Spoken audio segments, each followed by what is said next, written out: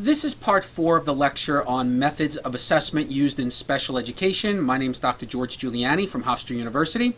And so far we have discussed two methods of assessment. We've gone into detail on observations, and we've also discussed interviews. The third method of assessment is called a portfolio assessment. And a portfolio is something you might have heard of, but it may not be clear on exactly what it is.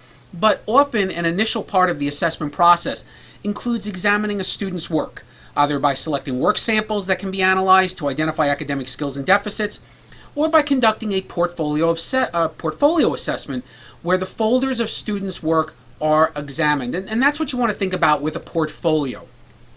Perhaps the most important type of assessment for a classroom teacher is the portfolio assessment. And a portfolio is a purposeful collection of student works that exhibits the student's efforts, progress, and achievement in one or more areas. So a portfolio is really a collection of the student's work. If you think about it, all students have portfolios. When you go to a parent-teacher conference night, teachers will often have a portfolio of our child's work. And it shows what our student is all about. It shows me what my child is actually doing in the school. And there are three different types of portfolios that can be established. First, we have the working portfolio.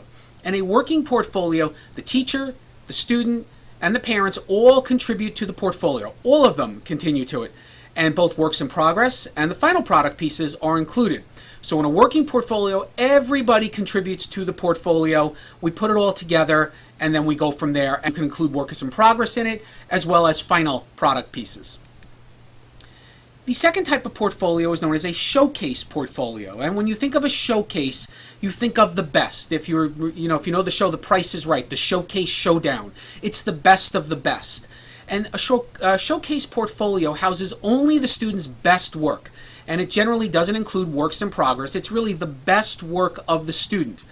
And the thing that makes the showcase portfolio so unique, that makes it different, is that the student is the one who manages the portfolio and decides what to place in it. So this is a student-run portfolio, this is managed by the student, and it's only the best work of the student. And the last type of portfolio is what we call a record-keeping or teacher portfolio. And this is a portfolio that houses the student test papers and work samples maintained by the teacher. This is the portfolio that you'll find in most schools. The teacher manages it. The teacher is the one who takes care of it. The teacher is the one who puts the portfolio together. It contains work not selected by the student for inclusion in the showcase portfolio as well. So if they have a showcase portfolio and a teacher portfolio, you don't double dip. You don't have it in both. So ultimately, the teacher portfolio is the one you'll see most often in school because that's the one managed by the teacher.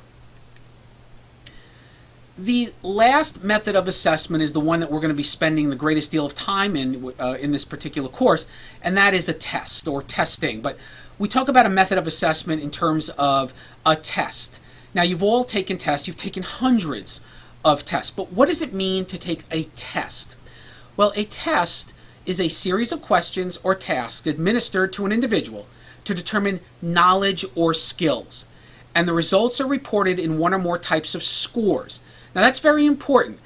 That when we talk about administering a test or taking a test, it's not just about the determination of your knowledge or the determination of a skill you have.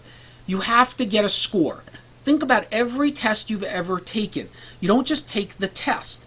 You take a test and then the teacher gives you a score. You get an actual score. You got a 90 on this test. You got an A on this test. You got an 84 on this test. Whatever it is, you get a score.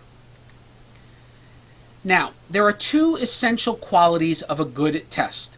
One is validity, the other one is reliability. And those are words you may have heard of before. But validity is the most essential quality needed in a measuring instrument, because validity denotes the extent to which an instrument measures what it's supposed to measure. In a sense, does the test measure what it's supposed to measure? So if I'm administering an IQ test, does it really assess IQ? If I'm administering a reading comprehension test, does this test really assess reading comprehension? Because obviously, if an instrument is not producing the information that it's supposed to, it is essentially worthless. So the greater the validity of a test, the greater our confidence can be that it measures what it's designed to measure. And questions about validity are of ultimate importance for special educators because it addresses whether the instrument fulfills the function for which it was created. So if we give a speech and language test to a child, we better make sure it assesses speech and language abilities. Now, the other key element to a good test is that it must have reliability. And reliability refers to the consistency of measurements. And if you think about it, when we say someone is reliable, it means we know the person is going to be consistent. Reliability refers to consistency.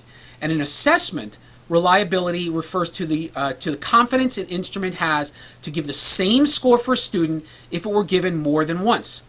So if I gave a child an IQ test on Monday and that child got an IQ score of 100, we would assume if I gave that child the same IQ test under the same conditions on Tuesday, that child should get right around 100 on Tuesday.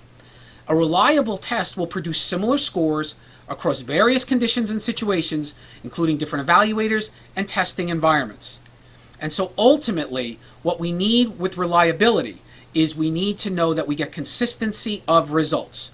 So in order for a test to be useful, in order for a test to be something that we want to use or can use in special education, it has to be both valid and reliable. Again, validity addresses the question of does the test measure what it's supposed to measure, and reliability refers to the consistency of measurements. This ends part 4 of the lecture on methods of assessment used in special education. You can now move to part 5.